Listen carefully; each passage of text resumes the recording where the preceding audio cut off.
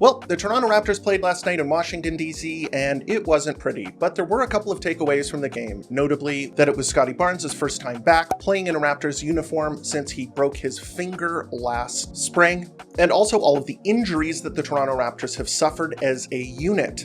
RJ Barrett injured himself in the last preseason game against the Wizards when he got hit by a Jonas Valanciunas screen. Emmanuel Quickley has a minor thumb sprain. Kelly Olynyk is sitting. Bruce Brown had knee surgery. Jacoby Walter also has a shoulder sprain. Not a pretty sight if you're a Toronto Raptors fan. Hopefully they get all of that out of the way early this season so that they're not plagued by the injury bug this year.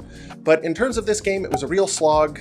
Not a very fun game to watch. So many fouls, so many turnovers. Both teams kind of played poorly. The Toronto Raptors, from a strategy standpoint, trying out their aggressive defensive strategy, it kind of backfired this game. They gave up a lot of open threes. Darko Rajakovic has been talking about how he wants to implement an aggressive defensive strategy, and open three-point shots can result from that sort of system, where you're getting up into the ball, perhaps guys get past you because you're playing so high, and then you've got to send a help defender, and then there's a pass to an open shooter. So yeah, yikes. Not a great game to watch, not a great result. The Toronto Raptors lost 113-95, but there were some takeaways, so let's talk about them. The first of which was that Scottie Barnes played his first game back as a Toronto Raptor, and I thought he looked okay. You can tell that when he puts his mind to it, and when he's engaged, and when he's ready to go, and when he is taking the game seriously, he is one of the best players in the league. He can really put his stamp on a game by driving to the rim, finding guys with his penetration, kickouts. He was really good at stealing the ball and getting in passing lanes. He had a couple of fast break dunks, disrespectful fast break dunks.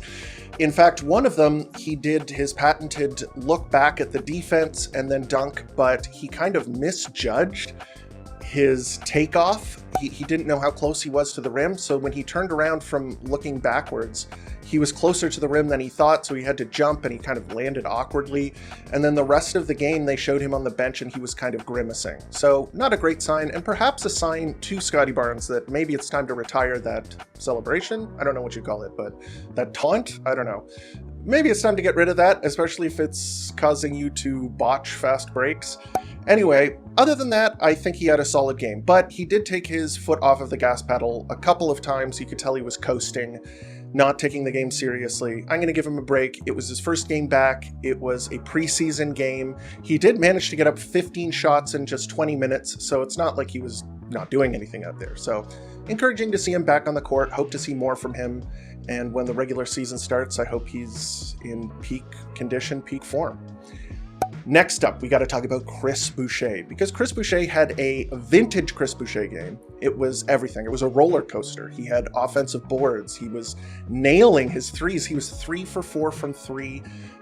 Bundle of energy on both ends of the ball. He is so exciting to watch when he's on because he is really giving your team a spark. He's grabbing offensive boards and getting putbacks and ones, dunking. He had a sick dunk last night. It was a fast break dunk. He caught a lob and just yammed it. Superlatives. What can you say about this guy?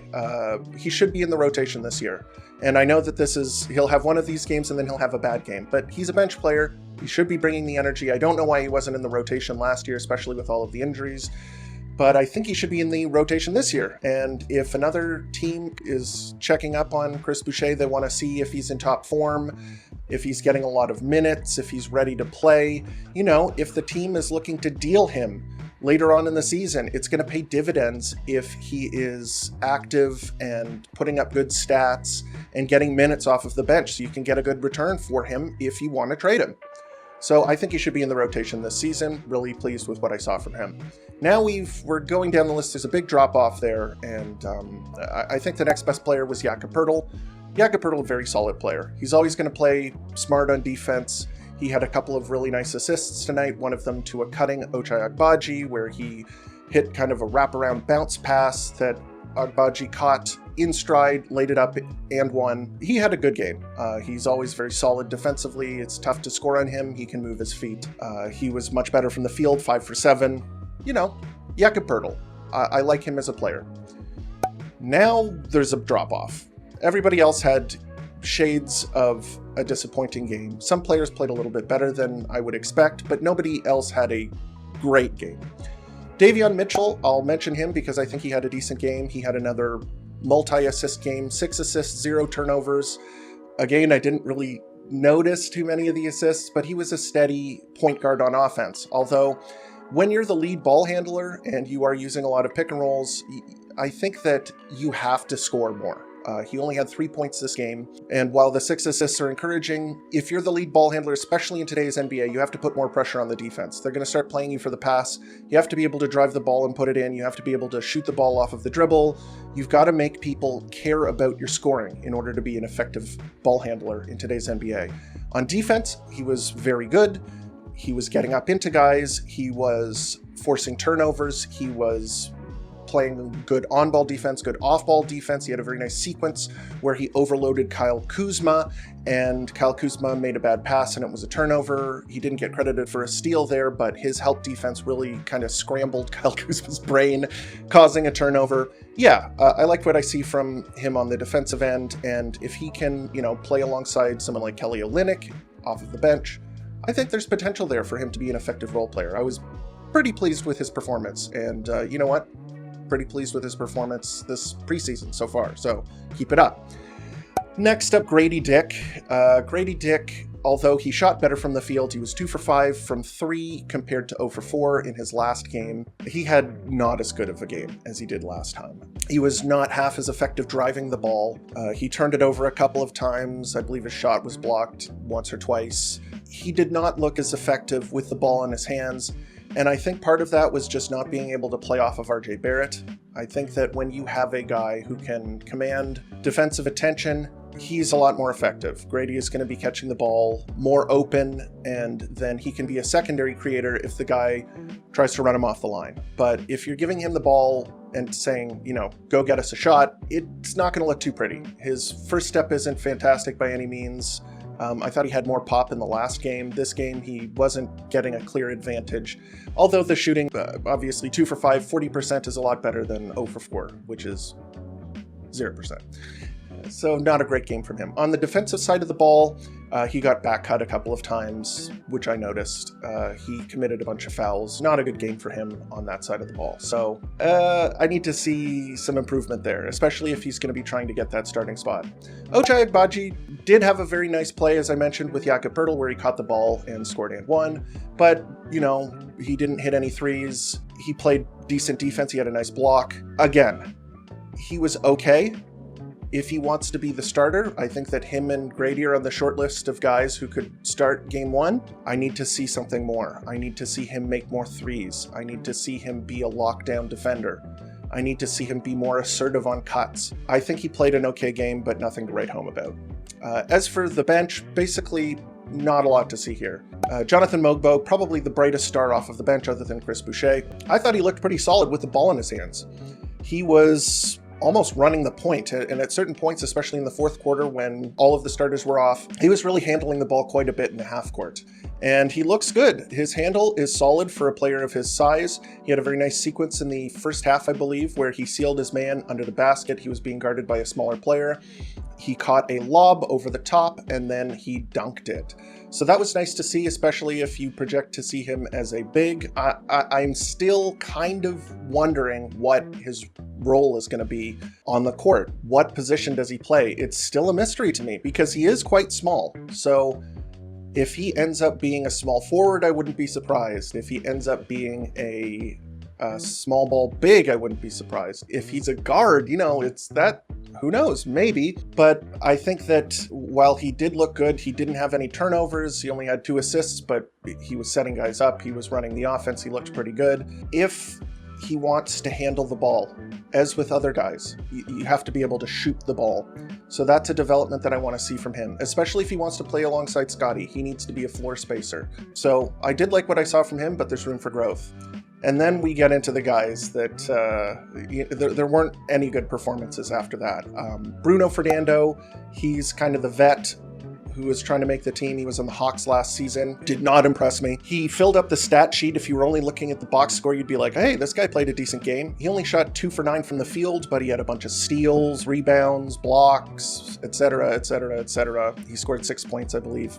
But yeah, he looks like he doesn't really know what he's doing, which is unfortunate because as a veteran player, you're supposed to be that steadying influence. You're supposed to come on the court and give direction to the younger players.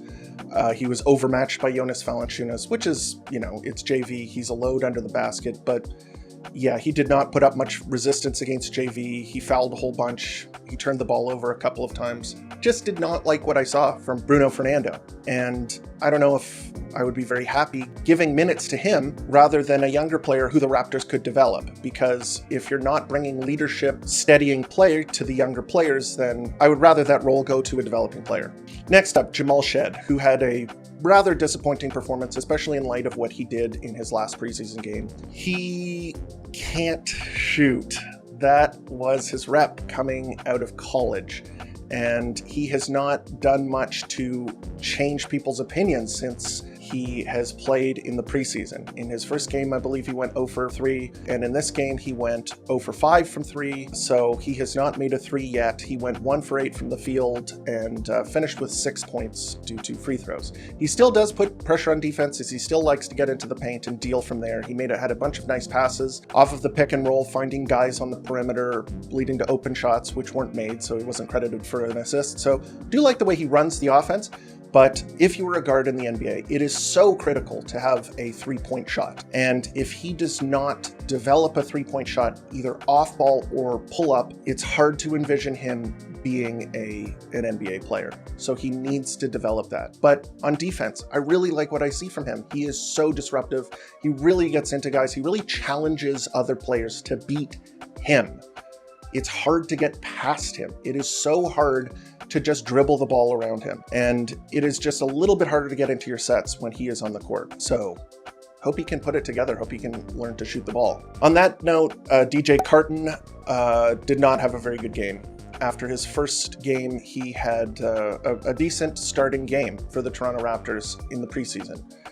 This game, he shot 1 for 7, finished with 4 points, and although I think he did an okay job running the offense, he's more of a score-first guy. He's not like Jamal Shed, who is trying to set guys up. He's more of a guy who wants to put pressure on the defense and create for himself, and he didn't do a great job of that. The efficiency wasn't there tonight, so he wasn't very good.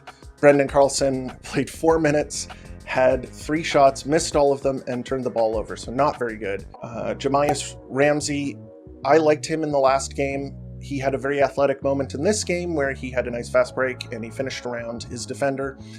Looked very athletic there, and he made a 3. Unfortunately, he did not have any rebounds or assists, and he turned the ball over 3 times. And one of the turnovers was quite ugly. It was right at the end of the game. He just kind of dribbled the ball out of bounds. Like, it was a completely unforced turnover.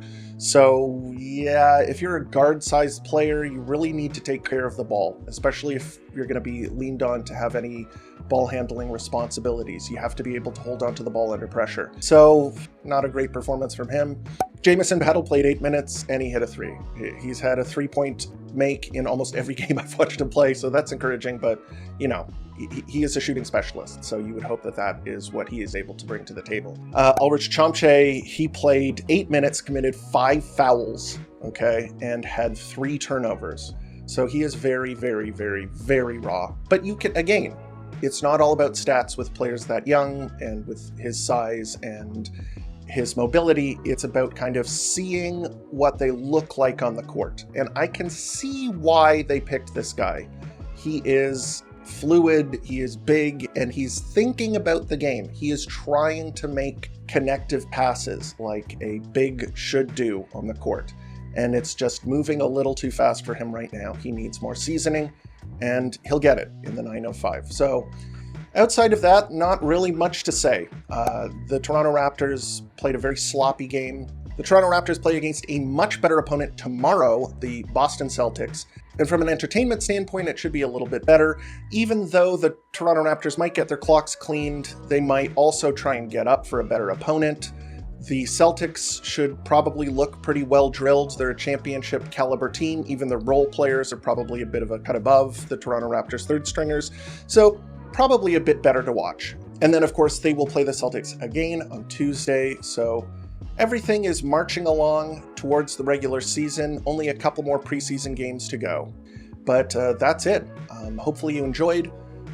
Hopefully this was illuminating. Hopefully you got something out of this. And thanks for tuning in to Raptors Report, your source for in-depth Raptors content.